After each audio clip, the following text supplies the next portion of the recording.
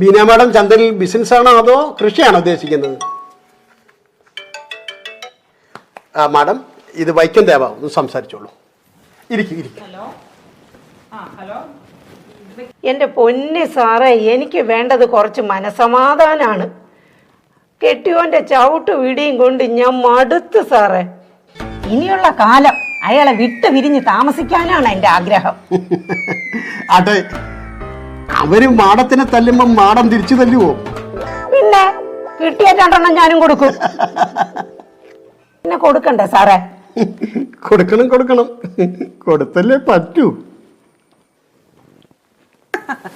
Beena madam, മനസമാനം തേടി പോകുന്നവർക്ക് അവിടെ നല്ല അന്തരീക്ഷമാ. മാഡത്തിന്റെ തീരുമാനം സൂപ്പർ. അവിടെയാകുമ്പോൾ ആരും ശല്യപ്പെടുത്താൻ പറ്റില്ല.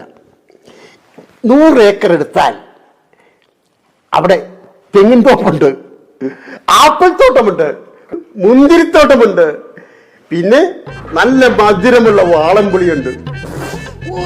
എന്റെ ടേസ്റ്റ് ആണെന്ന് അറിയാമോ? പിന്നെ ബീന മാഡത്തിന്റെ പ്ലോട്ടില് കൊട്ടാരം പോലൊരു വീടുണ്ട്. കഴിഞ്ഞ പ്രാവശ്യം ഞങ്ങള് ചന്ദ്രനിൽ പോയപ്പോഴേ ആ വീട്ടിലാ താമസിച്ചത്. അവിടെ നിന്നാൽ സൂര്യോദയവും അസ്തമയവും ഒക്കെ കാണാം. അപ്പൊ അവിടെ കുളിക്കാനുള്ള സൗകര്യമൊക്കെ എങ്ങനെയാ? അമ്പലമൊക്കെ ഉണ്ടോ സാറേ അവിടെ? ഉണ്ടോന്നോ? വൈക്കത്തമ്പലത്തിനേക്കാൾ വലിയൊരു ശിവക്ഷേത്രം നിങ്ങളുടെ വീടിനോട് ചേർന്നുണ്ട്.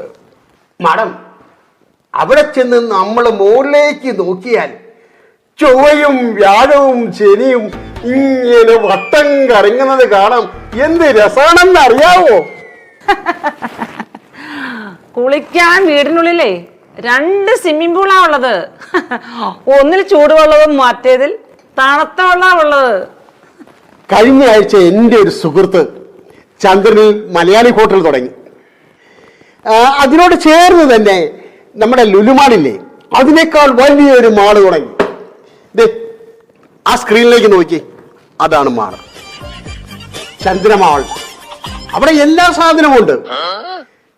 ആ മുമ്പിൽ കിടക്കുന്ന കാറ് കൊണ്ടോ മാളിന്റെ തൊട്ടിപ്പുറത്ത്, അത് ഞങ്ങളുടെ കാറാ. ആ മാള് ചന്ദ്രനിലെ ആട്ടർച്ച കഴിച്ചിട്ടുണ്ടോ? എന്നാ ടേസ്റ്റ് ആണെന്നറിയാവോ? നല്ല പഞ്ഞി പോലെ ഇരിക്കും. ഒരു പ്രാവശ്യം കഴിച്ചാ പിന്നെയും നമ്മളിങ്ങനെ കഴിച്ചോണ്ടിരിക്കും. ഇത് കണ്ടോ, ഇതൊക്കെ ആട്ടർച്ച കഴിച്ച